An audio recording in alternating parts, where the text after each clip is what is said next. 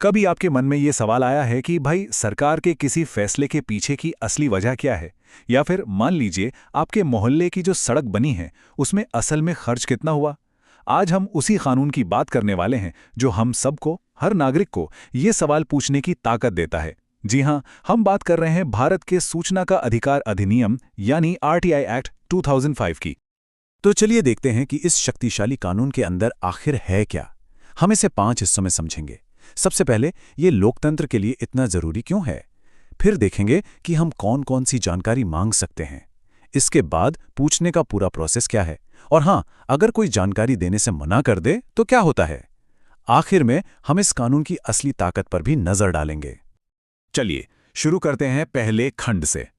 सबसे पहले यह समझना जरूरी है कि आखिर इस कानून की जरूरत पड़ी ही क्यों, इसका असली मकसद क्या है और ये हमारे लोकतंत्र को मजबूत कैसे बनाता है। देखिए, ये जो लाइनें हैं ये सीधे कानून की प्रस्तावना से ली गई हैं और इनका मतलब बिल्कुल साफ है कि एक मजबूत लोकतंत्र तभी बनता है जब उसके नागरिक जानकार हों और सरकार के काम में पूरी तरह से पारदर्शिता हो। असल में यही इस पूरे कानून की आत्मा है, इसका दिल है। और एक बात साफ कर दूं, ये कोई छोटा मोटा बदलाव नहीं था। इसने साल 2002 के एक पुराने और कह सकते हैं कि एक कमजोर कानून की जगह ली। मकसद था एक ऐसा मजबूत और असरदार ढांचा तैयार करना जिससे जानकारी हासिल करना सच में मुमकिन हो सके। तो अब आते हैं दूसरे खंड पर। ठीक है, ये तो समझ आ गया कि हम जानकारी मांग सकते हैं, पर जानकारी का मतलब क्या है? मतलब किस किस तरह की जानकारी, और ये हम मांगेंगे किससे? चलिए इन जरूरी बातों को समझते हैं। देखिए, कानून में सूचना या इंफॉर्मेशन शब्द का दायरा बहुत बहुत बड़ा रखा गया है। इसका मतलब सिर्फ सरकारी फाइलें या दस्तावेज नहीं है। इसमें रिकॉर्ड, ईमेल, किसी अफसर की राय, सलाह, सैंपल, मॉडल, मतलब जो कुछ भी इलेक्ट्रॉनिक फॉर्म में है वो सब शामिल है। और ये सारी जानकारी आप किसी भी लोक प्राधिकरण से मांग सकते हैं। अब आप पूछेंगे कि ये लोक प्राधिकरण क्या है? तो इसमें कोई भी सरकारी संस्था आती है, केंद्र सरकार हो या राज्य सरकार, उनके दफ्तर, और तो और वो एनजीओ भी इसके दायरे में आते हैं जिन्हें सरकार से अच्छा खासा पैसा मिलता है। तो अब तीसरा खंड। अधिकार तो मिल गया, लेकिन सवाल यह है कि इसका इस्तेमाल कैसे करें। जानकारी मांगने का असल प्रोसेस क्या है? आइए अब इसे स्टेप बाय स्टेप समझते हैं। प्रोसेस को ना काफी सीधा साधा रखा गया है। देखिए, आपको एक लिखित अर्जी देनी है। ये आप अंग्रेजी, हिंदी या अपनी स्थानीय भाषा में दे सकते हैं। इसे उस दफ्तर के जन सूचना अधिकारी यानी पीआईओ को जमा करना है। एक मामूली सी फीस लगती है, वो देनी है, और बस फिर कानून में दी गई समय सीमा के अंदर जवाब का इंतजार करना है। और यहाँ एक बहुत ही जरूरी बात आती है।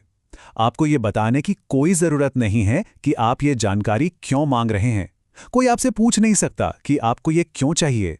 वजह पूछे बिना जानकारी देना उनकी जिम्मेदारी है। ये अधिकार बिना किसी शर्त के है। अब बात करते हैं टाइमलाइन की। आमतौर पर आपकी अर्जी का जवाब 30 दिन के अंदर मिलना ही चाहिए, और ये 30 दिन की समय सीमा बहुत जरूरी है। ये पक्का करती है कि सरकारी विभाग आपकी अर्जी को ठंडे बस्ते में न डाल दें। उन्हें जवाब देना ही पड़ेगा। लेकिन अगर मामला किसी की जिंदगी या आज़ादी से जुड़ा हो तो ये समय सीमा घटकर सिर्फ 48 घंटे रह जाती है। सोचिए, सिर्फ 48 घंटे। इससे पता चलता है कि कानून ऐसे जरूरी और गंभीर मामलों को कितनी ज्यादा अहमियत देता है। चौथा खंड।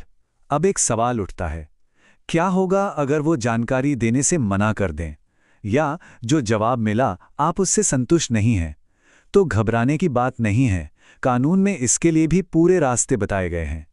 तो सवाल यह है कि आखिर किन हालातों में कोई रिक्वेस्ट रिजेक्ट की जा सकती है, और अगर ऐसा हो भी जाए तो एक नागरिक के तौर पर हमारे पास क्या रास्ते हैं, क्या अधिकार हैं।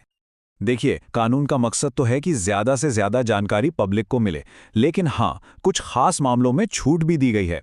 और ये छूट देश की सुरक्षा, संप्रभुता या किसी की निजी जिंदगी की गोपनीयता जैसे जरूरी हितों की रक्षा के लिए हैं।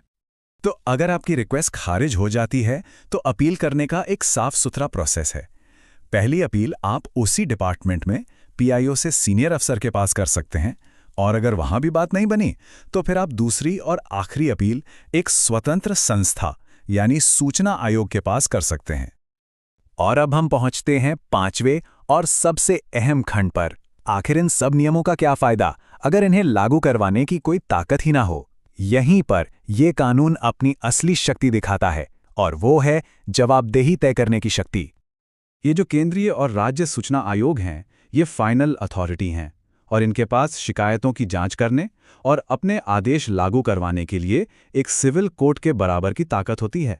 ये कोई छोटी बात नहीं है।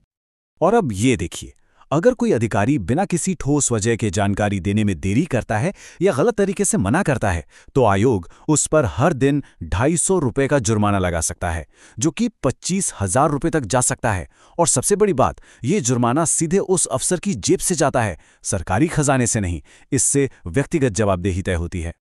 जुर्माना ही सब कुछ नहीं है। अगर कोई अधिकारी बार बार नियमों को तोड़ता है, तो सूचना आयोग उसके खिलाफ डिपार्टमेंटल एक्शन यानी अनुशासनात्मक कार्रवाई की सिफारिश भी कर सकता है। इससे ये पक्का होता है कि अफसर इस कानून को हल्के में न लें। एक मशहूर कहावत है, सूचना ही शक्ति है।